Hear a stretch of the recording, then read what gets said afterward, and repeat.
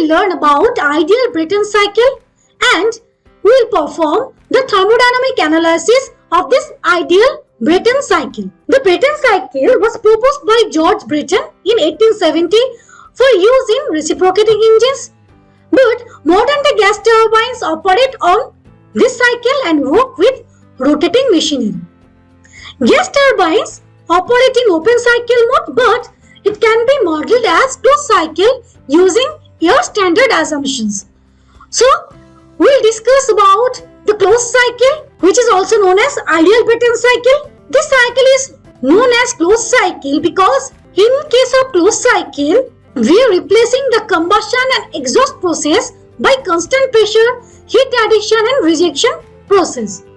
So let's discuss the ideal Brayton cycle. Ideal Brayton cycle consists of two reversible adiabatic process, which is also known as isentropic process, and two constant pressure process, which is also known as isobaric process. These thermodynamic processes are executed in steady flow devices in a cyclic order. Here you can see the PV diagram and here is the TS diagram. We will discuss all this process and here is the schematic diagram of the closed cycle gas turbine, that is ideal Brayton cycle. Here what are the components is there? Compressor, heat exchanger, turbine and here is another heat exchanger. So there are two reversible process, reversible adiabatic process, that is process 1 to 2 and process 3 to 4, and two constant pressure process, that is isobaric process, that is process 2 to 3 and process 4 to 1. So let's discuss the complete process. The process 1 to 2. This is the process 1 to 2, which is also known as isentropic process or reversible adiabatic process. So process 1 to 2, what happens?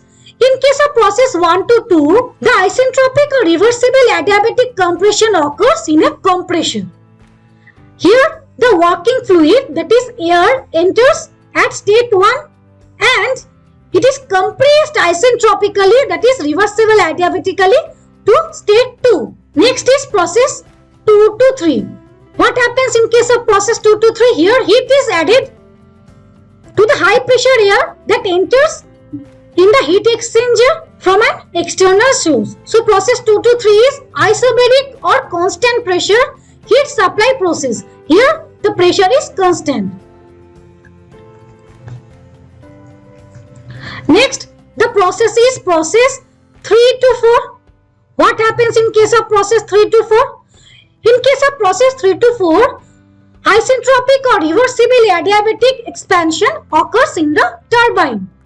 The high pressure and high temperature air at state 3 is expanded reversible adiabatically, which is also known as isentropically, to state 4 by a turbine which produces work. Next, the process is process 4 to 1.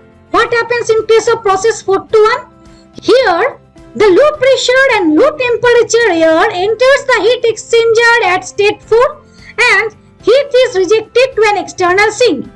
The air leaves the heat exchanger at state 1 and re-enters into the compression.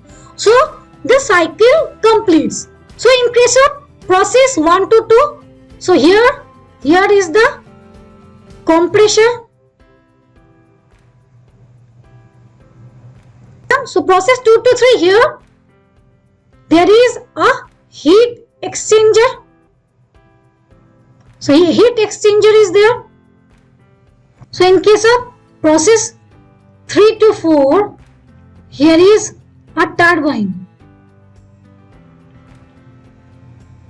4 to 1, here is a heat exchanger. Here all the process completes, thus it completes this. Now we'll do the thermodynamic analysis of the ideal Brayton cycle. So heat supplied, this is heat supplied Q2 to 3. We know heat supplied is in constant pressure process, that is isobaric process. So in case of isobaric process, the heat supplied is mCp T3 minus T2 and heat is rejected in the process 4 to 1, that is Q41. So heat rejected is mCp T4 minus T1. So the net work done will be W net, that is the difference between heat supplied and heat rejected. So MCP T3 minus T2 minus T4 minus T1. So this is our net work done. We know in case of cycle efficiency, efficiency equals to W net by heat supplied, or we can write 1 minus Q rejected by Q supplied. So we put the value of Q rejected here and Q supplied here. So 1 minus MCP T4 minus T1 divided by MCP T3 minus T2. So we are cancelling MCP and MCP here, and we got 1 minus T4 minus T1 divided by T3 minus T2. Next step, we have seen here that efficiency equals to 1 minus, we take T1 from here and T2 from here. So here we can write 1 minus T1 into T4 by T1 minus 1, and here T2 into T3 by T2 minus 1.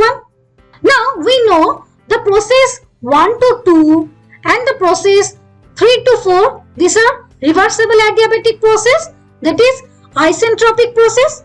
So in case of isentropic process, we know what happens. T2 by T1 equals to P2 by P1 whole to the power gamma minus 1 by gamma, and T3 by T4 equals to P3 by P4 whole to the power gamma minus 1 by gamma. Now the process 2 to 3 and 4 to 1, these are isobaric process. 2 to 3 and 4 to 1, these are isobaric process. So here what happens, P2 equals to P3, we have seen here that we can see here that P is constant. So here we can write P2 equals to P3, and in case of 4 to 1 we see here that is P1 and P4 is same. So we can write P4 equals to P1.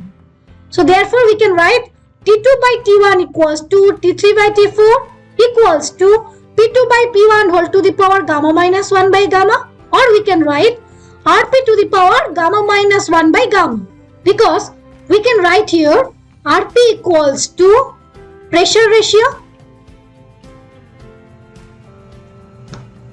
So the pressure ratio Rp equals to P2 by P1, that is also equals to P3 by P4. So here we can write T2 by T1 equals to T3 by T4. So we can write T4 by T1 equals to T3 by T2 from here. Now here we have got the efficiency eta equals to 1 minus T1 into T4 by T1 minus 1 divided by T2 into T3 by T2 minus 1.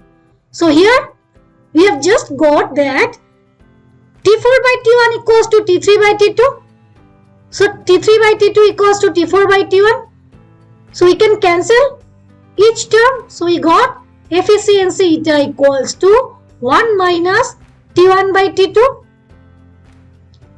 Or we can write 1 minus 1 by T2 by T1. In case of T2 by T1, we can also write what?